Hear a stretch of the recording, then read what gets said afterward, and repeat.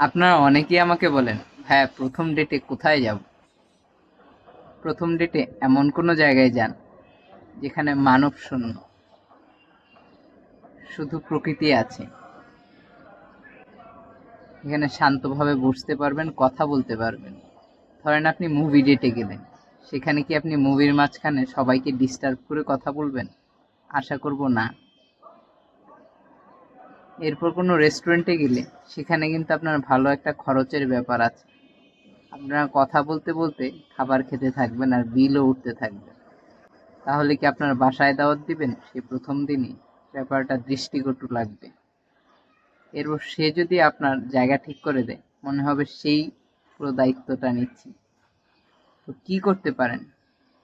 বলবো কোনো কফি শপে বা টি স্টোরে যেয়ে সেখান থেকে কফি বা চা নিয়ে হাঁটতে বেরিয়ে পড়ুন কোনো পার্কে। হাঁটতে হাঁটতে কথা বলুন।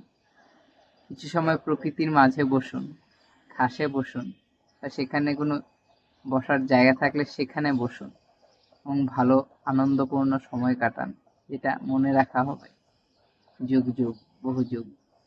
ধন্যবাদ।